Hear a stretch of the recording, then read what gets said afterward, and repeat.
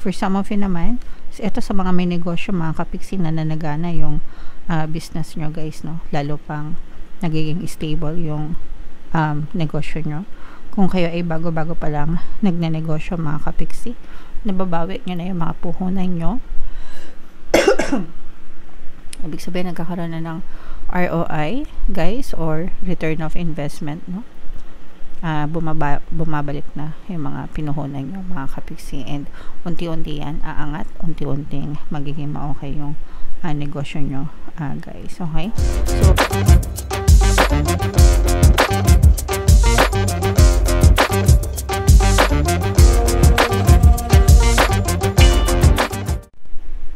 hello guys, hello Sagittarius, welcome back to Pinoy Pixie Tarot. Ang pamagat ng episode natin for tonight is no moon kapalaran para ngayong April to May para sa Sagittarius, Sun, Moon, Rising Sign, and Venus. Yung ating no moon guys ngayong April ay sa April 27, tapos yung next na no moon naman natin ay sa May 27, mga kapiksi. So ang reading na to ay para sa period na yan. And by the way guys, kakagaling lang natin sa sakit, medyo nagre-recover pa tayo, so pagpasensya nyo na yung boses ko, at saka ako minsan medyo nakangati yung lalamunan ko, kaya pasensya na kayo, mga kapiksi. So ito yung ating moon message guys, napakaganda, no? Expect powerful change, mga kapiksi. I-expect nyo na magkakaroon ng mga magaganda at malalaking pagbabago sa buhay nyo, pero may pero yan, mga kapiksi. Kailangan mo na magbago kayo. Hindi pwede magbago yung buhay nyo kung hindi kayo nagbabago, kasi yung buhay nyo sumusunod lang sa inyo, your energy, ibig sabihin yung dominant energy nyo. Kung saan nakafocus yung energy nyo, mga kapiksi, yun din yung nagva-vibrate sa quantum field nyo, sa quantum bubble nyo, and yun din yung ma-experience nyo sa inyong physical reality. So ibig sabihin, kung palagi kayong nakafocus sa nega, sa mga pangit, sa stress, sa mga lungkot, sa mga problema, yun at yun din yung magre-reflect sa inyong physical reality or sa inyong experience. Kung gusto niyo magkaroon ng powerful change, magandang pagbabago, you have to shift your energy from negative to positive, mga kapiksi. And you have to do it over and over again hanggang sa tuluyang magbabay kayo dun sa old energy nyo, and ma-embrace nyo yung bagong energy nyo ng positivity. So magsisimula yan sa gratitude. Practicing nyo yung gratitude guys, pagpapasalamat. The more na grateful kayo, the more na gumaganda yung buhay nyo, mga kapiksi. Okay? Alright. So, attune to the moon guys. Never mind the past. Life evolves every single day. So, ibig sabihin guys, never mind the past, no? Kalimutan nyo na yung nakaraan. Tapos na yun. It's already over. Especially kung pangit yung mga nangyari sa buhay nyo in the past. And you have to focus on present and future. Actually, yung present lang yung kailangan yung i-focus, kasi yung present nyo, yun din yung magde-define ng future nyo.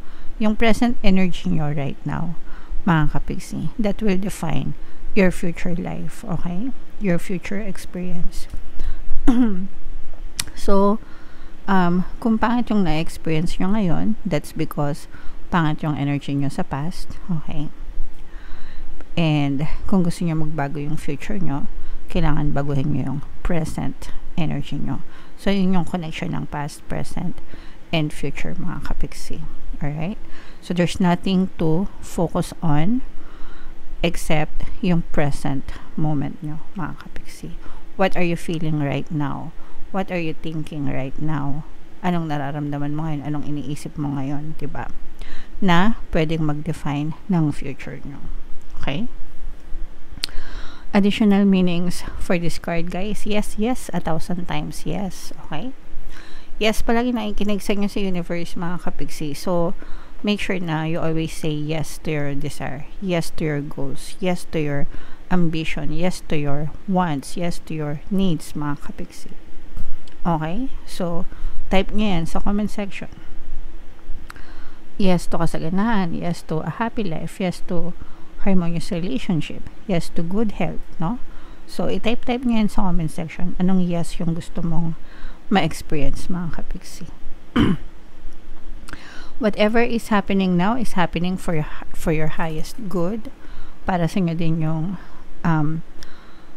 nangyayari sa buhay nyo, mga kapiksi. So, whether negative yan or positive yan, there's always a blessing and there's always a lesson attached to it. Palaging may mga lesson na nakakabit yan sa inyo. Okay? And for some of you, maaari kayo magkaroon ng important turning point in your life. Magandang pagbabago.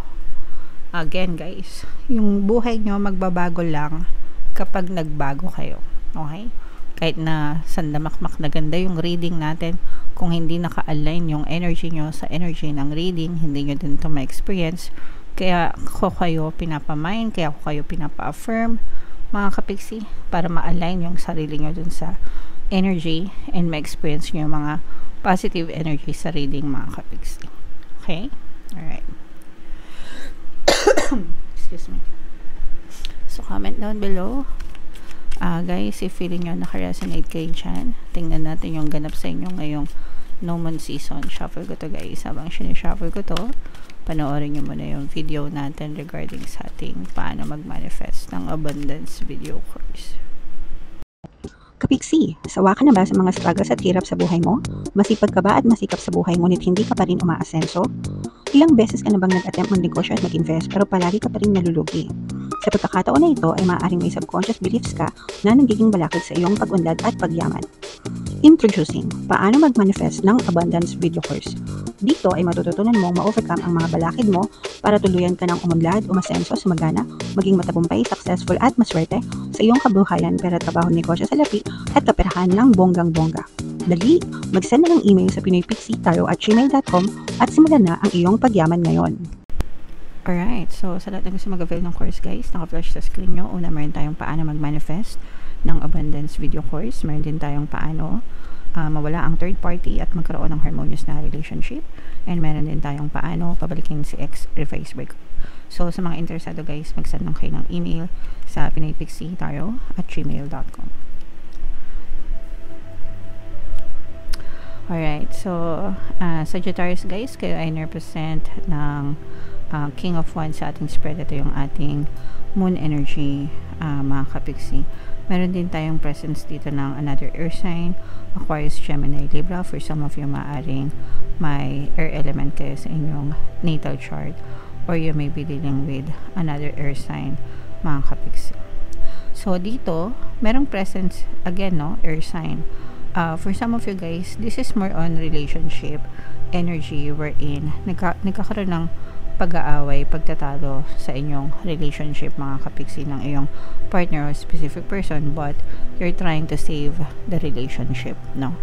Kumbaga parang gusto nyo pang isalba, gusto nyo pang isave yung relationship nyo with this person kahit na palaging may mga away, may mga conflict kayo. And normal naman yun, guys, na nagkakaroon ng pag-aaway sa relationship, no? Syempre, minsan malala, minsan magaan lang, depende sa sitwasyon. Pero, yeah, as long as gusto nyong ipaglaban and gusto nyong i-save yung relationship, okay lang yan. Walang masama dyan, mga kapiksi.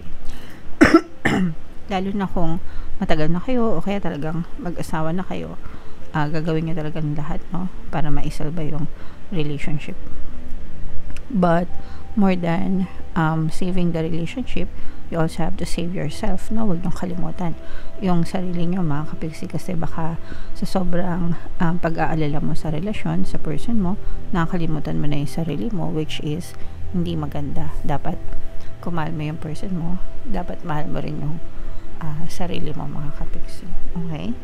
You learn to value yourself and love yourself no matter what, guys. And for some of you guys, no, may mga good news na paparating sa inyo guys pagdating sa kaperahan. Ito mga kapiksi, no, pwedeng mga bagong trabaho, bagong kontrata, bagong kliyente, no, na sa mga freelancers maaari kayo magkaroon ng mga bagong kontrata, bagong kliyente na maaaring magdala ng more potential na earnings or income sa inyo. Sa mga nag-a-apply ng trabaho, yung kung meron kayong mga pending na mga application, maaring makatanggap na kayo ng good news or update dun sa mga ina-applyan nyo, mga kapiksi. For some of you naman, ito sa mga may negosyo, mga kapiksi, na nanagana yung business nyo guys, no, lalo pang nagiging stable yung negosyo nyo. Kung kayo ay bago-bago pa lang nagnenegosyo, mga kapiksi, nababawi nyo na yung mga puhunan nyo. Ibig sabihin, nagkakaroon na ng ROI guys, or return of investment, no? Bumabalik na yung mga pinuhunan nyo, mga kapiksi, and unti-unti yan aangat, unti-unting magiging maokay yung negosyo nyo guys. Okay, so very positive pagdating sa larangan ng kaperahan guys. Imayin nyo na tong pag-angat ng kita, mga bagong kontrata, bagong clients, bagong projects yan. So i-main nyo na yan sa comment section, mga kapiksi. So again guys, nandito pa rin yung presence ng Earth sign, Aquarius, Gemini, Libra, mga kapiksi, and Earth sign, Capricorn, Taurus, Virgo. For some of you guys, yung nagiging ugat ng pag-aaway nyo sa relationship is more or less third party, mga kapiksi. Although hindi lahat guys, yung iba lang, malalaman nyo yun guys kung yung iba alam nyo na may third party yung person nyo. Yung iba tipong naghihinala pa lang, mga kapiksi. So wag niyong paghinalaan kung feeling nyo wala, no? Pero yung sa iba, maaaring dahil sa third party kaya kayo nagkakaroon ng gusot sa relationship, mga kapiksi.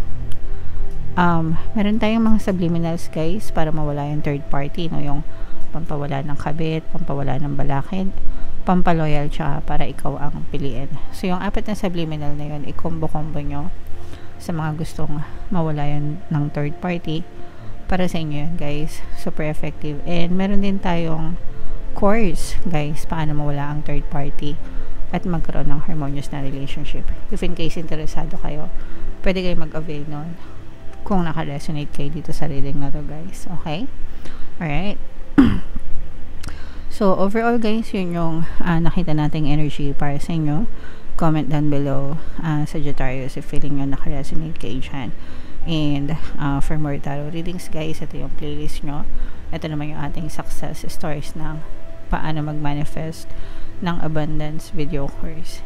Click here to subscribe guys. Ito yung ating mga pampaswerte subliminals. Thank you for liking, sharing, and subscribing. See you next time. I love you all, mga kapiksi. Have a nice day. Bye-bye.